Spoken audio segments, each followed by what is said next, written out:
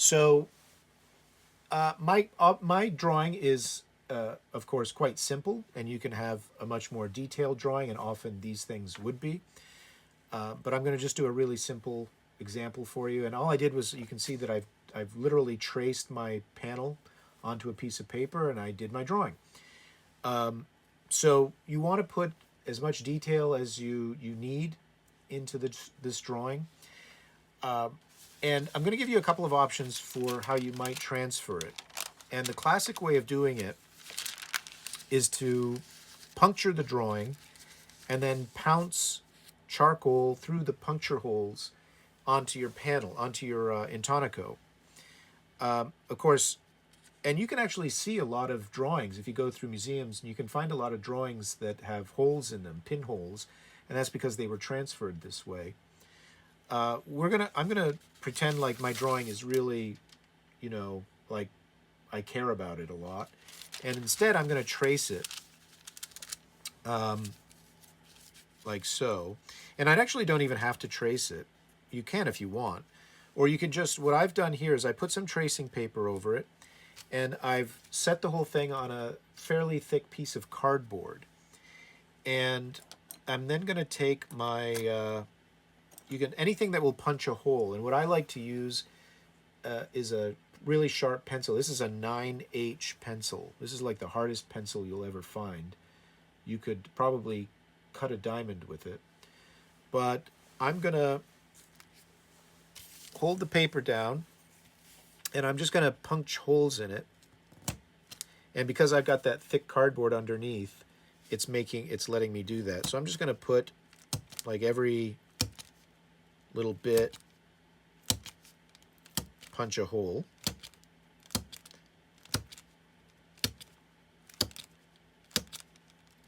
Now, how many of you have transferred a drawing by rubbing charcoal on the back of it and then tracing it?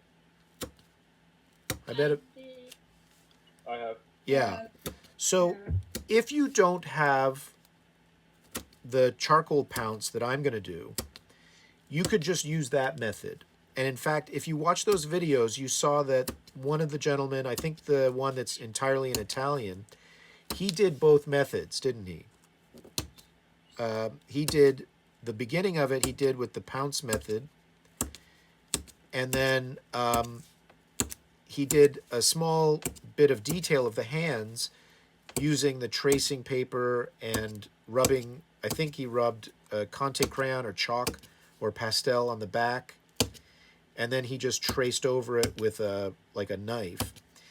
And one of the ways we used to do it in school was we would take a tracing of the drawing,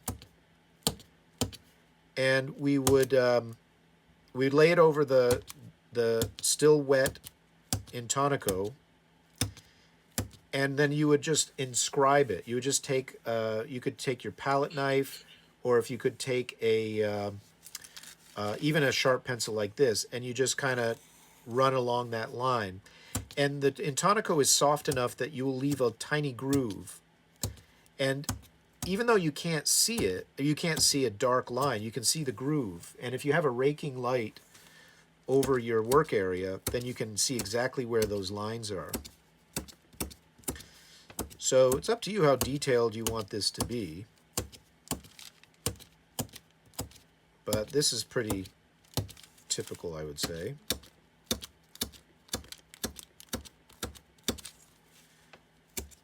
And of course, this drawing, it's not absolutely essential that it's super perfect, but like if you're doing a portrait, or you're doing something like, like I said, like drawing hands or something like that, then you'd want to make sure you're as precise as possible. So I've done my puncturing. And now, if I cared about this drawing really, I would have traced the lines and then moved the drawing out of the way, but I don't really care about that drawing. So, and here's like a little benefit. You get this beautiful pattern in your charcoal. So I'm going to take my panel now, and you can see the real glistening shine is gone. That means it's pretty good. I'm just going to touch it, and it has a little give, And that's perfect. Okay. So now I'm going to set this on here. And what I have is I've doubled up some cheesecloth, and I've got some charcoal dust, charcoal powder in there. You can buy a jar of it, or you can just crush up your own vine charcoal. Any fabric that'll let charcoal through will work, but so this is just doubled up cheesecloth. And then we're going to do the pounce. So you're going to hold it down, and I'm just going to liberally pounce away here. And I'm going to make sure I don't push really hard with my fingers. I don't want to put dents in the intonaco. And let's see if that's transferring. Yes, okay. It's always good to check. Sometimes the holes aren't big enough for the charcoal to get through.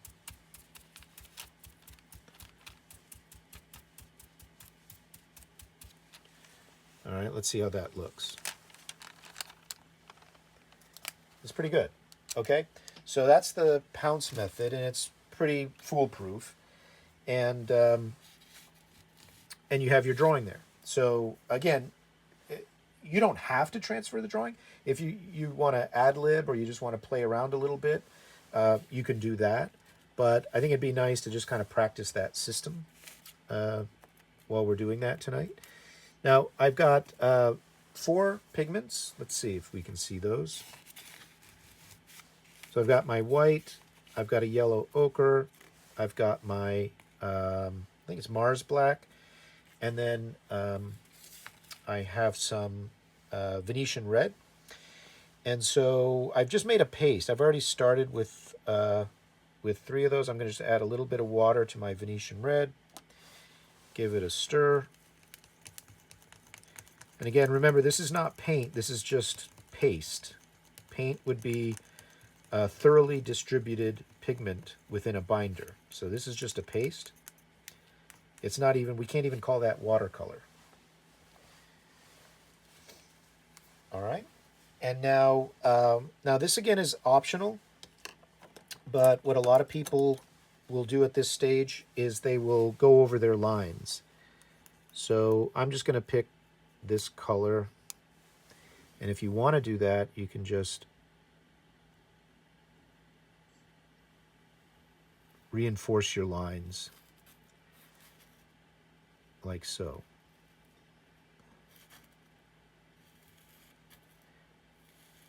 You don't really have to. So I think my lines are good enough there, so I don't really have to. So what I'm going to do is I'm going to just start laying in some color.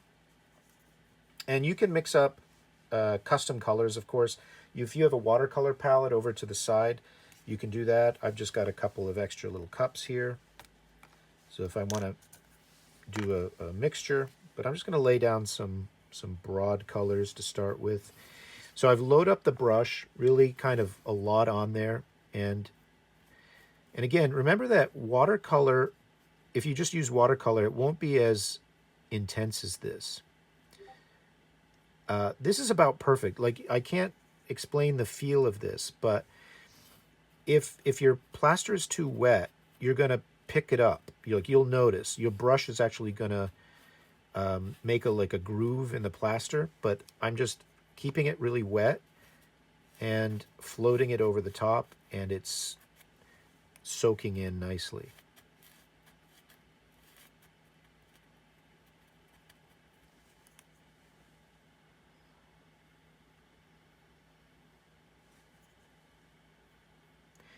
You shouldn't really build up. It should be, it should soak right in.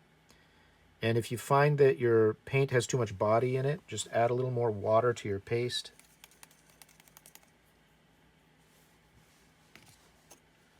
So I'm going to make this a little more washy. And you can do layers. Like it's not just one and done. So you can put it on and then like almost a glaze. Like you can put it on and then you can put another layer over the top. And you can blend. You can do all kinds of things.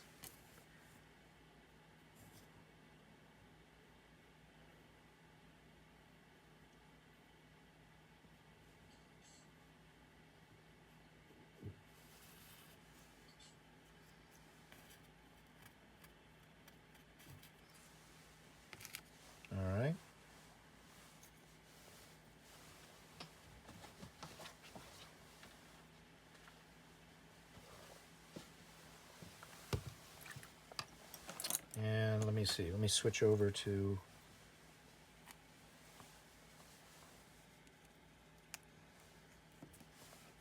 my yellow.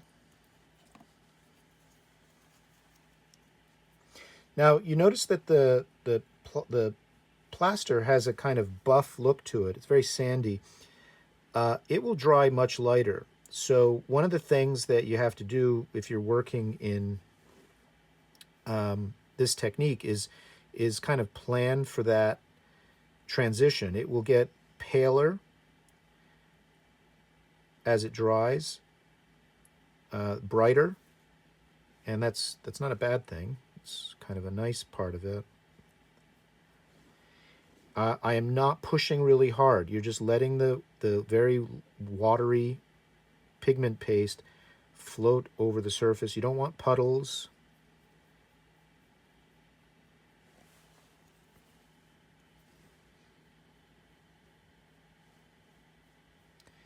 And now I'm going to show you how you can blend a little bit.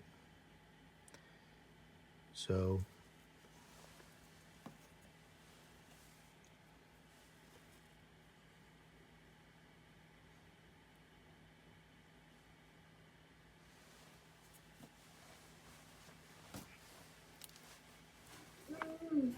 now I'm just going to fiddle with the edge here, and you can just do a little blending.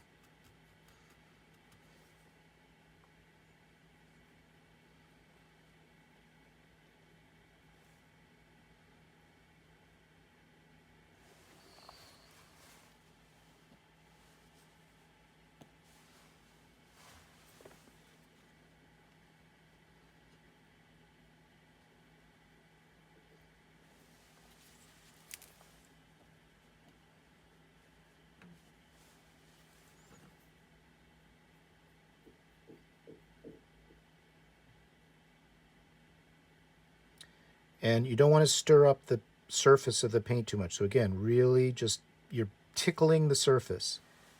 Think of it like that, just barely touching it.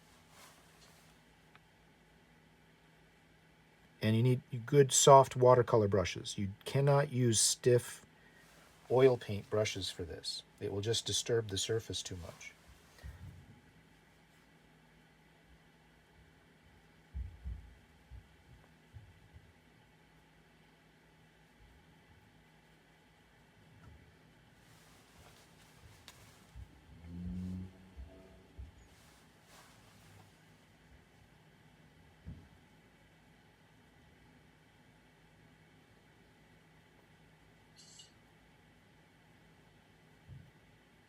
So you can actually get pretty nice transitions. You just got to work them a little bit.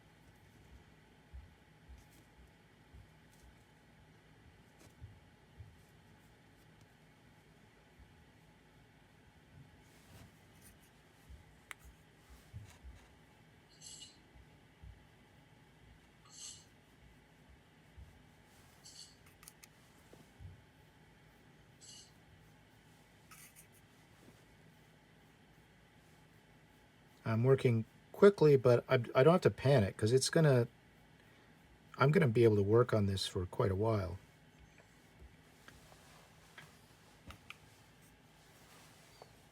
And just be careful you don't rest your hand. That's very tempting, to rest your hand on the panel, but you can't do that.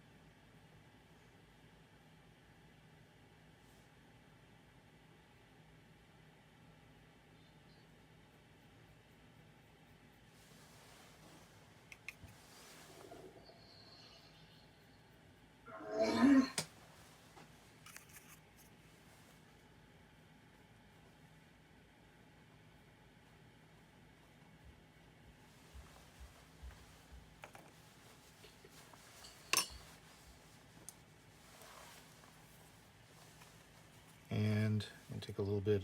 Now, I've got white pigment here, but the traditional way of doing white in fresco is is to use the lime putty itself. Because the white putty, that is this stuff, but without the sand in it, is bright white. And so you can use it as your white, and that's often what's done.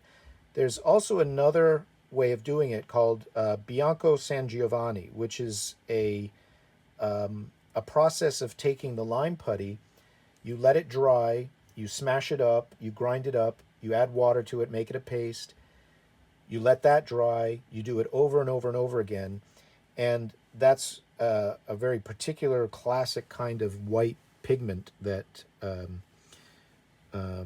fresco artists would use.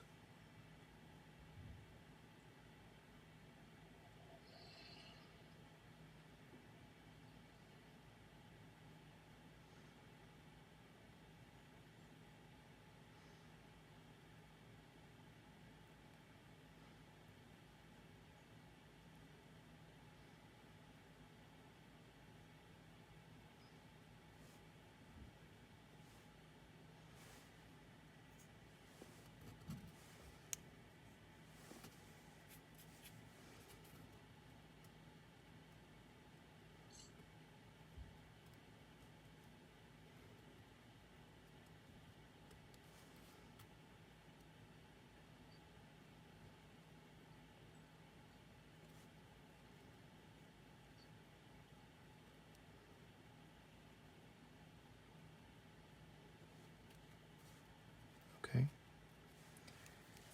Um,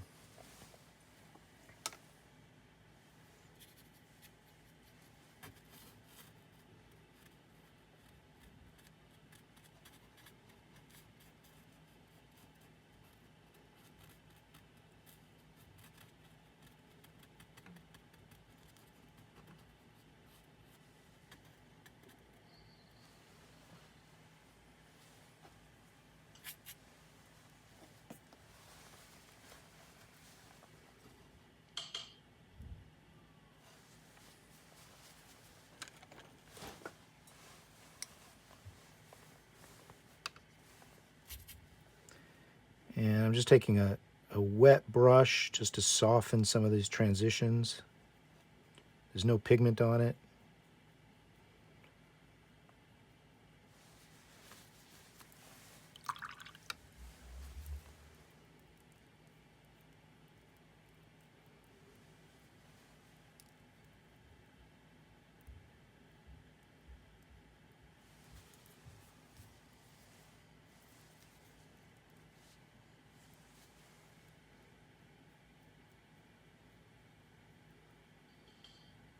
And the rest of it's just kind of finesse.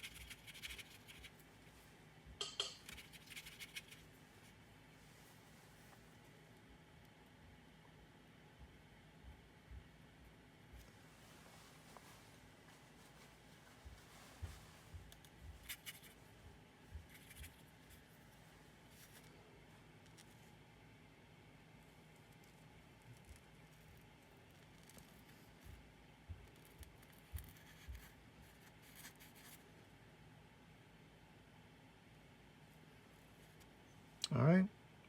So what do you think? Looks fun?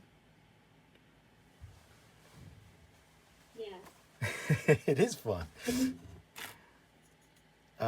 Okay, so